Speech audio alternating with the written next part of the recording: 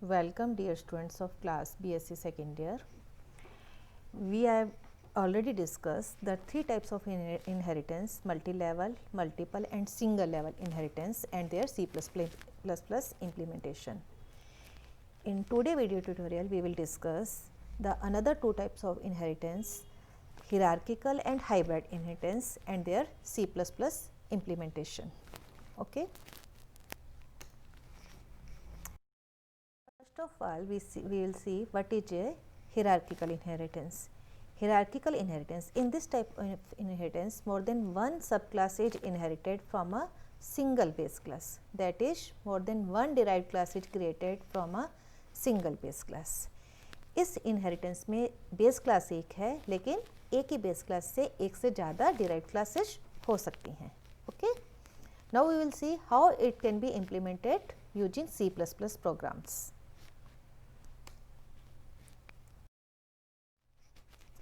Here we will see the example of hierarchical inheritance. There is a C++ program to explain the hierarchical inheritance. First we have created the class parent. Okay.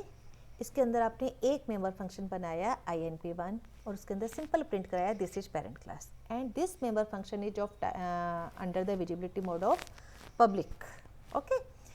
Now from this parent class we have created three derived classes: child1, child2, child3. means एक parent class है, उसके तीन derived classes हैं, child1, child2, child3.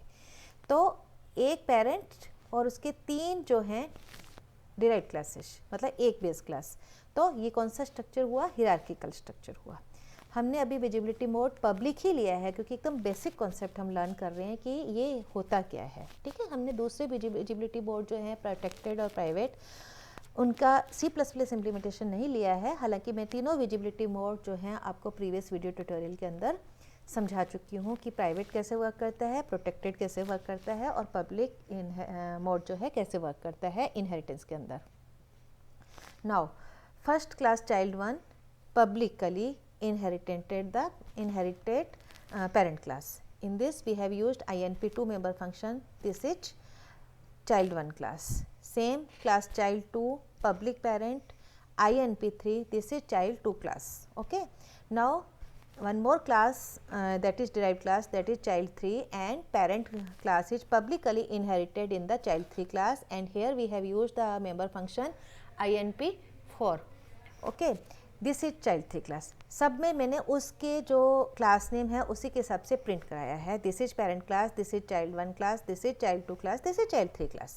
Now यदि हम child का object बनाएंगे तो हम इसका inp2 फंक्शन और inp1 फंक्शन को यूज कर सकते हैं. यदि child2 का ऑब्जेक्ट बनाएंगे तो इसमें हम पेरेंट inp3 मेंबर फंक्शन और inp1 को यूज कर सकते हैं. हम inp2 को यूज नहीं कर सकते इसके अंदर. ठीक है. क्योंकि child1 नहीं इसमें इनहेरिट हुआ है, पेरेंट इनहेरिट हुआ है. ओके. सो child1 का r1 ऑब्जेक्ट बनाया, inp1, inp2. child2 में r2 ऑब्जेक्ट बनाया, उसको अपने मेंबर फंक्शन यूज किया. child3 का r3 ऑब्जेक्ट बनाया और उनको यूज किया. तो we will see how it will work. inp1 का आउटपुट आएगा this is parent class, child1 का inp2 का आउटपुट आएगा दिस इज child1 क्लास. फिर वापस से inp1 को आपने child2 के ऑब्जेक्ट से कॉल किया. This is parent class, this is child2 class, this is parent class, this is child3 class. तो हमने क्या देखा कि तीनों जो चाइल्ड क्लासेज हैं, डिराइव्ड क्लासेज हैं, उनमें हम पेरेंट क्लास के मेंबर फंक्शन को यूज कर पा रहे हैं. So this is the very very basic and simple example of hierarchical inheritance.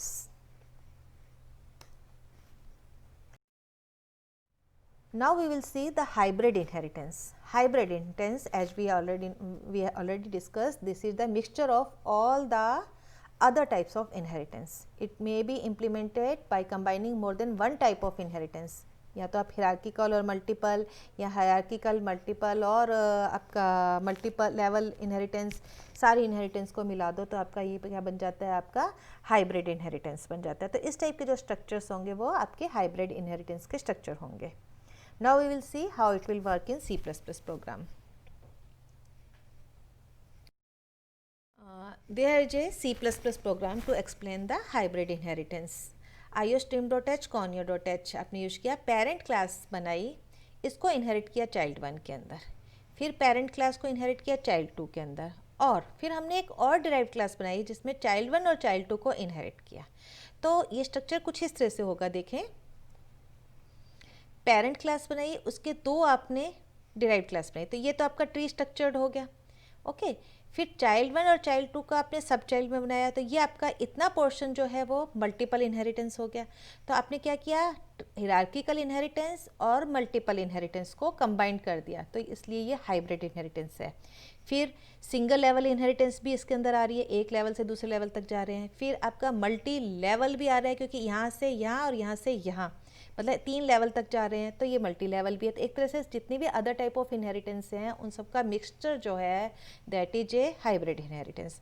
How it will work, child का यदि कोई ऑब्जेक्ट बनाओगे तो उसके चाइल्ड 1 का ऑब्जेक्ट बनाएंगे तो चाइल्ड 1 के मेंबर फंक्शन को तो एक्सेस कर ही सकेगा, प्लस पेरेंट के मेंबर्स को भी एक्सेस कर सकेगा। चाइल्ड 2 का कोई ऑब्जेक्ट बनाएंगे तो चाइल्ड 2 के मेंबर फंक्शन को तो एक्सेस कर ही सकेगा, प्लस पेरेंट के मेंबर फंक्शन को भी एक्सेस कर सकेगा। इसी तरह से सब चाइल्ड 1 को यदि आप कोई मेंबर फंक्शन बनाएंगे तो उसके मेंबर फंक्शन सब चाइल्ड 1 के मेंबर फंक्शन को भी एक्सेस करेगा, और चाइल्ड 1 के मेंबर फंक्शन को भी एक्सेस करेगा, और चाइल्ड 2 के मेंबर फंक्शन को भी एक्सेस कर सकेगा। So we will see the output. Child 1 R1 से जो आउटपुट मिला वो this is parent class, this is child 1 class. Child 2 से जो आउटपुट मिला this is parent class, this is child 2 class. ये आपका इतना ट्री स्ट्रक्चर्ड कंप्लीट हुआ। फिर मैंने यहाँ पे cout star star star print कराया है, ये बताने के लिए कि दूसरा इनहेरिटेंस हो गया आपका नीचे वाला मल्टीपल। ओके, तो S1 ऑब्जेक्ट बनाया आपने सब चाइल्ड का, उससे आपने चाइल्ड 1 को भी एक्सेस किया, सब चाइल्ड के ऑब्जेक्ट से आपने चाइल्ड 1 को भी एक्सेस किया, चाइल्ड 2 को भी एक्सेस किया, प्लस सब चाइल्ड के खुद के मेंबर फंक्शन को भी एक्सेस किया। So this is a example of hybrid inheritance. All about for the today video tutorial, we have discussed all the 5 type of inheritance and their C++ implementation. Thank you.